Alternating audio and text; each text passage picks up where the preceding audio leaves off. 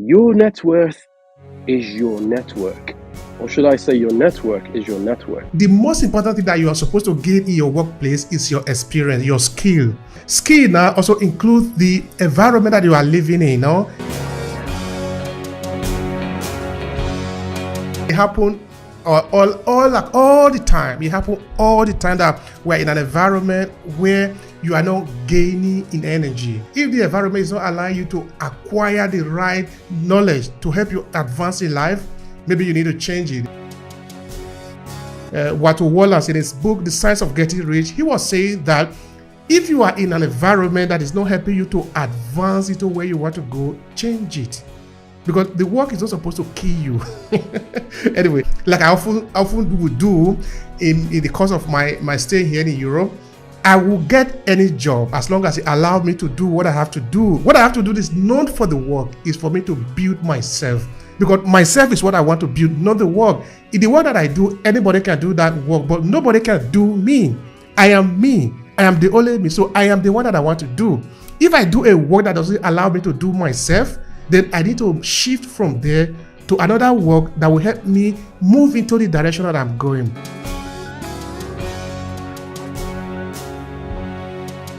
My philosophy is to make a difference in the world that makes a ripple effect and inspire the next generation. If you don't tell your story, you'll not be able to connect to it. Okay, so I am worth more because I know more people. Okay, that is my net worth just went up. We overcomplicate, and I think that there's a tendency to overthink the process of what storytelling should entail. I believe that just being real and honest about where you're at in your journey, that alone, I think, is essential. Whatever the goal is, be authentic. I always say this, be relatable. Don't have to be, fake or embellish it or say things that aren't true. When you think about things, you get the results you want. You have to focus on it and you will get the results.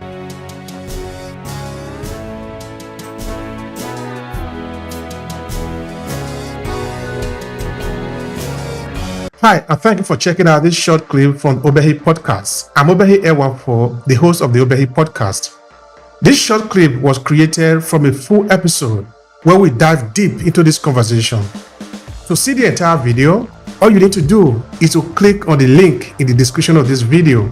Now, while you are there, I want to share something with you quickly. Are you a purpose-driven entrepreneur? Do you want to cut across the noise and attract the right audience, leveraging the power of storytelling? Now, pay attention.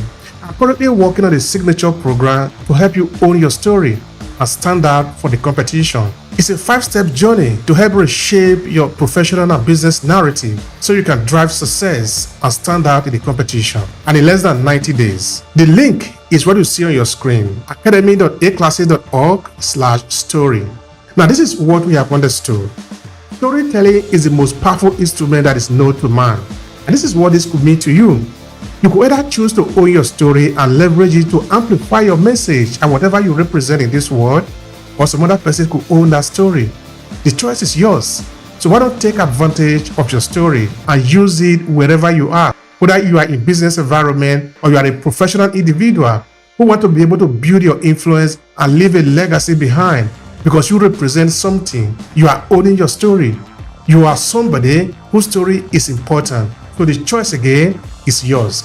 Now let's get started with this short clip. And by the way, in brackets, I wanted to remind you guys, the beautiful and amazing ladies and gentlemen who are in this room. If you've been in this room for like half an hour, that tells me you have had enough time to go around the room, smile to everybody and add them onto your group, because your net worth is your network. Or should I say your network is your network. So when you go to the lives, my recommendation to you guys is to go around the room, add people to your... I've already added almost everyone in this room in the past half an hour. And I'm really grateful for people adding me back on. I am worth more because I know more people. Okay, that is, my net worth just went up. You guys added value to me. I am more valuable now. Thank you, and I appreciate that. Thank you so much for that. That's really great. I appreciate it. The last bit I wanted to add is, I was once in another. So somebody challenged me and said, "I want you to create a brand name for me, with the name." I asked her, "What is your favorite band name?" And she said Metallica. I was like, okay, that makes it difficult. And she wanted a brand name inclusive of her favorite band's name, Metallica. And I was like, okay, Metallica. And what is it you want to sell? And she said, well, I am on Etsy, and all I'm interested in is towels. I am all about towels. I love towels. Actually, I pay a manufacturer, and they create towels for me. And at that point, I was thinking, oh boy, what did you get yourself into? So I asked her for around 6 hours, and I said, in 6 hours, I'm going to give you a brand name. So I thought, well, this lady loves towels, and her favorite name is Metallica. What can I do? And I had to think about it. And when you think about things, you get the results you want. You have to focus on it, and you will get the results. Then I came up with the brand Metallica. There is the name towel in it, and there is the name Metallica in it. So towels plus Metallica equals Metallica. So you've got to be resourceful, and that brand has achieved a little bit of success there as well, even though it's been around for a short while. So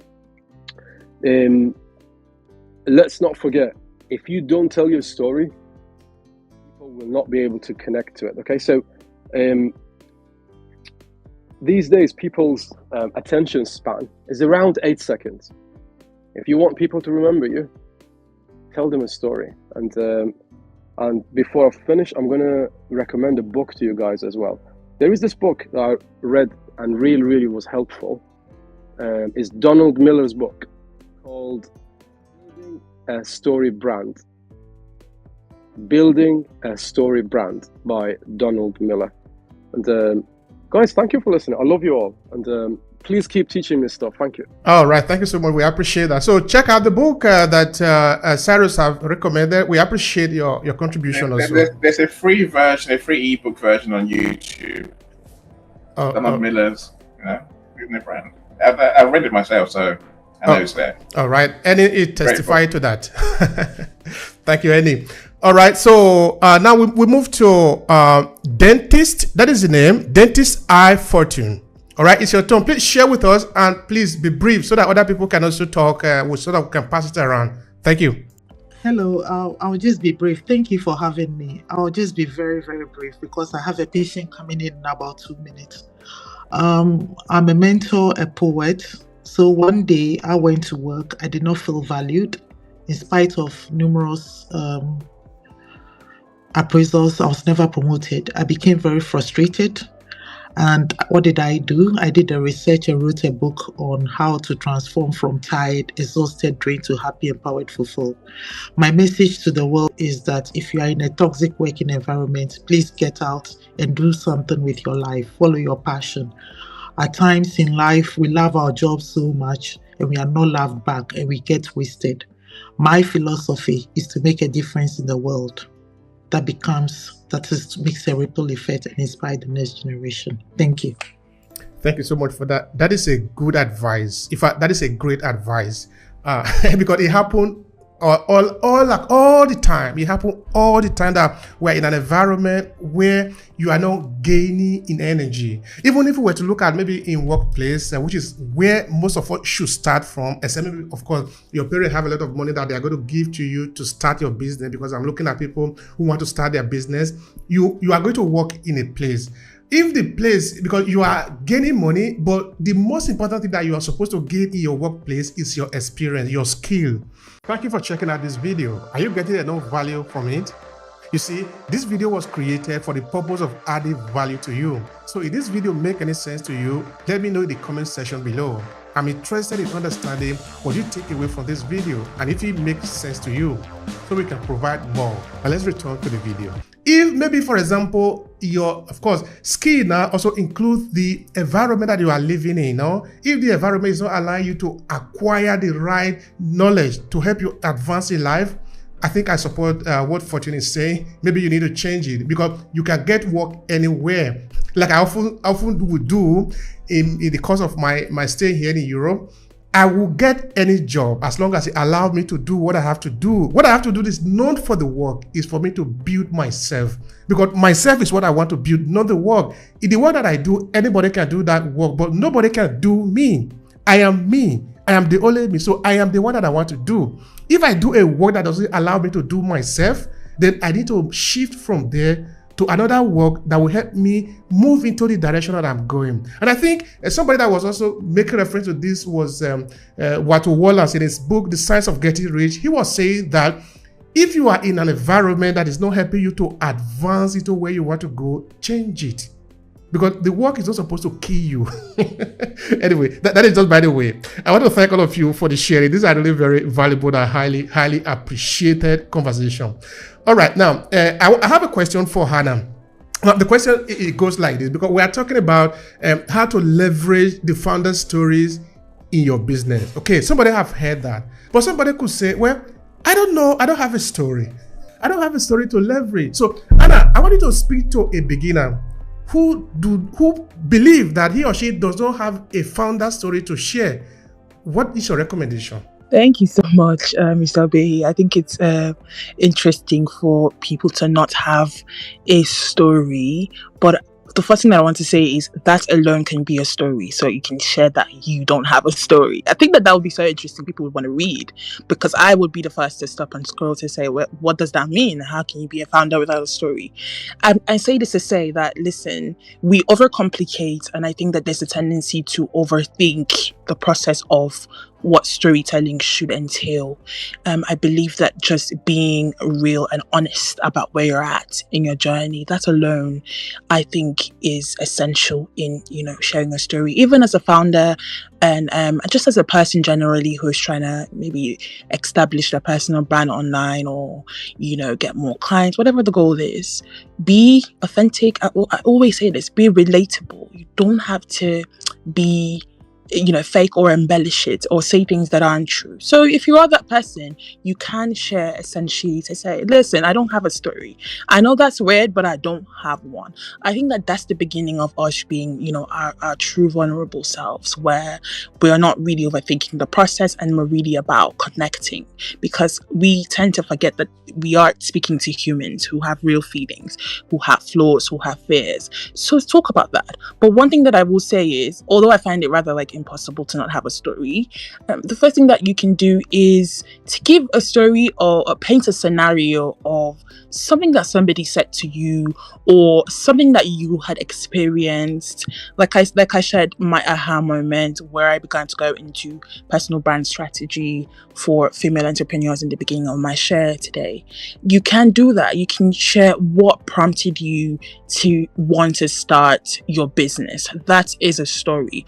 Or something that somebody said to you when you were probably 5 years old, where people were talking about maybe your career paths in life and how that has changed. You can share a story about how you wanted to be an engineer and now you are a business owner doing something maybe so different, maybe branding, so different from what you intended to do as a child. My point is simple. Be yourself. Do not overcomplicate what storytelling is. The more honest and vulnerable that we are, the more people can relate, and the more that we're able to connect with people emotionally. And I think that that's the most important thing with whatever story that we're giving out, is the ability for that story to connect with people across boards, regardless of where we've grown up, regardless of what our history is like, regardless of what our likes and dislikes are. The one thing that really bonds us is to be story. So thank you for that. I hope that helps somebody out there. Yeah, it does help. Thank you so much. We appreciate that. We really do.